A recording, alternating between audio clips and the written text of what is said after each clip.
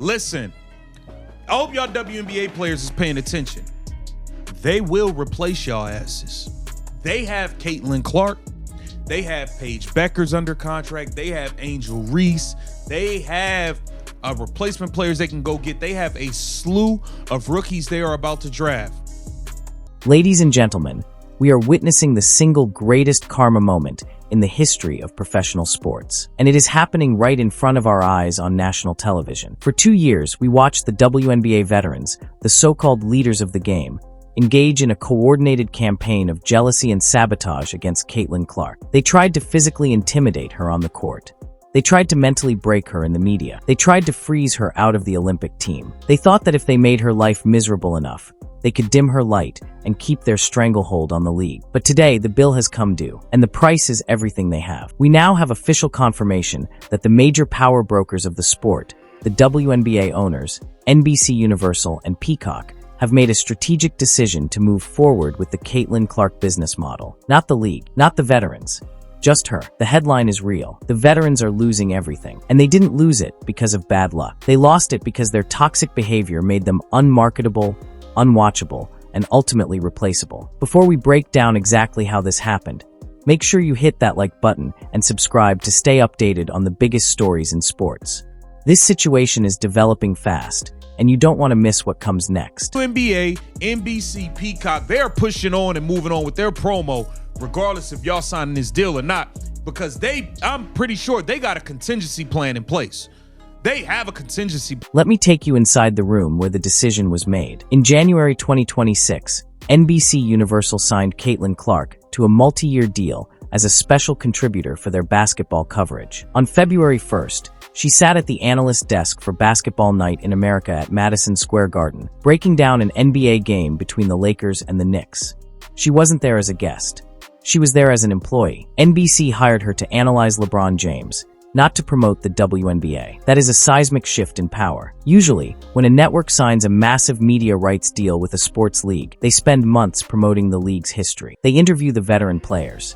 They build up the legends of the game. They create hype around the entire product. But look at what actually happened with NBC and the WNBA. The network didn't call Diana Taurasi. They didn't call Brianna Stewart. They didn't call the players who spent the last year throwing shade on podcasts and dismissing Caitlin's accomplishments. They called one person and one person only, Caitlin Clark. This wasn't an accident. This was a deliberate message. Sports, what they did is they flexed on them, okay? They flexed on them. Here it says, if you know, you know. If you know, you know. The WNBA is coming to NBC and Peacock. So, NBC executives looked at the data. They looked at the social media engagement. They looked at the viewership numbers. And most importantly, they looked at the behavior. They saw the cheap shots. They saw the resentment. They saw veterans actively working against the league's biggest star. And they decided that they do not want to be in the business of promoting toxic jealousy. They want to be in the business of sunshine, skill, and ratings. Caitlin Clark represents the future. A positive, high-skill, fan-friendly product that brings in audiences who've never watched women's basketball before. The veterans represent the past. A bitter, gatekeeping club that actively hates its own fans and resents the attention their sport is finally receiving. Abomination, Nike dropping the ball. Here it says, Nike confirmed to Adweek it will not run a commercial during Super Bowl 60 this year, so there won't be a Nike x Caitlin Clark spot during the game.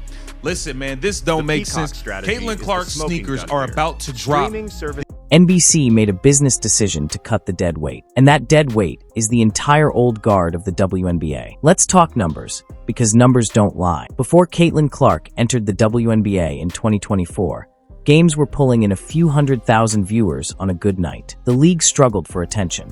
Arenas had empty seats.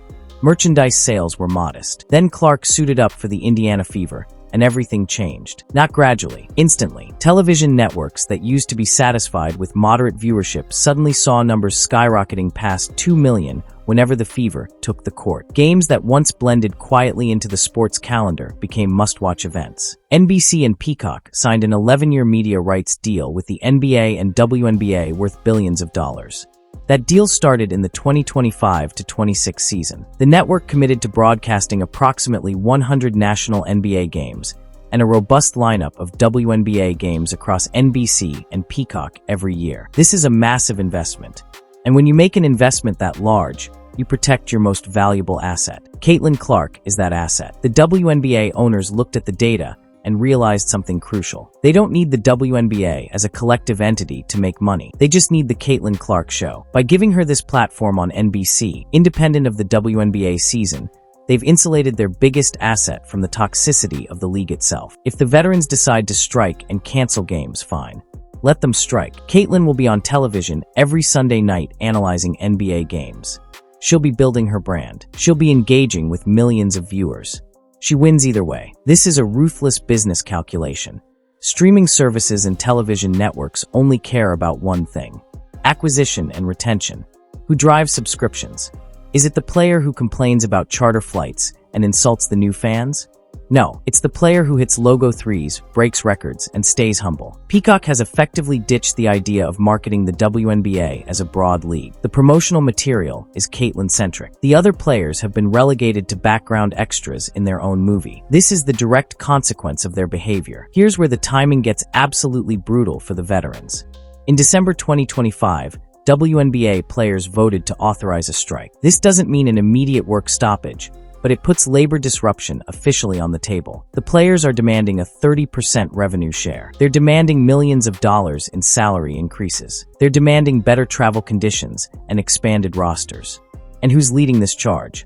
The veterans. The same veterans who refused to embrace the Caitlin Clark effect. As of early February 2026, negotiations between the WNBA and the players' union remain tense. Both sides met earlier this month and left the table with little to no progress. The season is supposed to start in about 3 months, and there's no collective bargaining agreement in place. The players think they have leverage. They think the league needs them. But the owners are looking at these demands and laughing. Why? Because they know the truth. They know that without Caitlin Clark, there is no revenue to share. They know that nobody is buying a Peacock subscription to watch the players who pushed Caitlin around on the court. They're buying Peacock to watch Caitlin. The veterans played a game of chicken with the golden goose, and now they're starving. The owners and the networks have formed an alliance. They've realized that their business model doesn't depend on appeasing every veteran player in the league. It depends on protecting and promoting their franchise star. By hiring Caitlin for NBC's basketball coverage, they've created a contingency plan. If the season gets canceled due to a labor dispute, they still have content. They still have Caitlin Clark analyzing games, doing interviews, and driving viewership. The veterans' leverage has evaporated. Think about that for a second. The players authorized a strike to gain negotiating power. But the league's biggest star is now employed by the network that broadcasts the games. She doesn't need the WNBA season to happen to stay relevant or earn income. The veterans do. That's not leverage. That's desperation. Let's rewind and talk about how we got here. Because this didn't happen overnight. This is the result of 2 years of documented nastiness from WNBA veterans toward Caitlin Clark. It started before she even played her first professional game. In early 2024, as Clark was finishing her legendary college career at Iowa, WNBA legend Diana Taurasi went on record saying Clark would struggle and face a difficult transition period. Former star Sheryl Swoopes made similar comments, downplaying Clark's accomplishments and setting a tone of skepticism. When Clark entered the league in 2024, the physical play was immediate and aggressive. Opponents targeted her with hard fouls. There were flagrant hits that went uncalled or undercalled by referees. The narrative from many veteran players was that she needed to earn her place and wait her turn. This is code for hazing. This is gatekeeping disguised as toughness.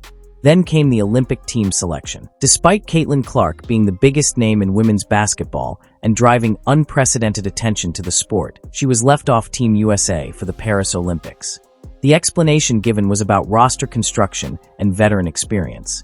But fans saw it for what it was: a snub. A message from the old guard that they were still in control. The all-star voting situation was even more revealing. Caitlin Clark was overwhelmingly voted in by fans, as expected. But when the players cast their votes, things got weird. Veterans ranked her low. They elevated other players, including her own teammate Kelsey Mitchell, above her. This wasn't about respecting Mitchell. This was about twisting the knife. The message was clear. We can hurt you not just from across the league, but from inside your own locker room. Media members and commentators noticed. Books were written about the treatment Clark received. Veteran sports writers called out the league for failing to grasp the cultural moment she represented. The WNBA had a once-in-a-generation star who was bringing in new audiences, new sponsors, and new revenue. And instead of celebrating that, veteran players treated her like a threat. Corporate America watched all of this. NBC watched all of this, and corporate America hates liability. The veterans became a liability. They turned the WNBA into a soap opera of drama and resentment instead of a celebration of basketball. Caitlin, on the other hand, never said a bad word. She never engaged in the pettiness. She just played. She showed up. She signed autographs. She respected the game. NBC is rewarding that professionalism. If you're enjoying this breakdown, drop a comment below and let me know your thoughts. Do you think the veterans brought this on themselves? Or is the league wrong to focus so heavily on one player? I want to hear from you. Here's the part that should terrify the veteran players. The WNBA owners have options. They're not trapped. They have Caitlin Clark under contract. They have Angel Reese, who despite her own drama, brings attention and marketability. They have Paige Buchers, the projected #1 overall pick in the 2025 WNBA draft, who just signed a massive multi-year deal with the 3-on-3 league Unrivaled. Bucher's first-year salary with Unrivaled will exceed what she'll make in 4 years of her WNBA rookie contract. That tells you everything about the broken economics of the league, but it also tells you that young stars have options too. The owners have a slew of rookies they're about to draft. They have incoming talent that grew up watching Caitlin Clark and idolizing her, not the veterans who are threatening to strike. If the current players walk away, there are replacement players ready to step in. The league can continue. It won't be pretty at first, but the machinery keeps running because the engine, Caitlin Clark, is protected. NBC and Peacock pushed forward with their promotional campaign, regardless of the labor dispute. They released promos that are Caitlin-focused. The tagline is simple. The WNBA is coming to NBC and Peacock. And when you watch those promos, who do you see? Caitlin Clark. The message is unmistakable. The league can move forward with, or without the veterans. The business model doesn't require their cooperation anymore. This is a flex.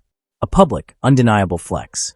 The owners and the network are telling the players' union, you don't have the power you think you have. They're telling the veterans, you are replaceable. And they're telling Caitlin Clark, you are the franchise. Imagine being a 10-year veteran of the WNBA. You've won championships. You've been an all-star. You've dedicated your life to growing this league. And now you're sitting on your couch, watching NBC fly Caitlin Clark to Madison Square Garden to sit next to NBA legends like Vince Carter, Reggie Miller, and Carmelo Anthony. You're watching her analyze LeBron James and Luka Doncic on national television. You're watching her build a broadcasting career that could define the next 15 years of her life. And you're wondering if your next paycheck is going to clear. It must be eating them alive. But it's a wound they inflicted on themselves. If they had welcomed her, if they had mentored her, if they had realized that a rising tide lifts all boats, they would be sitting next to her. They would be getting the endorsement deals. They would be getting the NBC segments. But their egos wouldn't allow it. Their jealousy blinded them. They chose petty grievances over generational wealth. NBC has moved on without them. The network has realized that Caitlin Clark transcends the WNBA. She's bigger than the league. She's bigger than the veterans.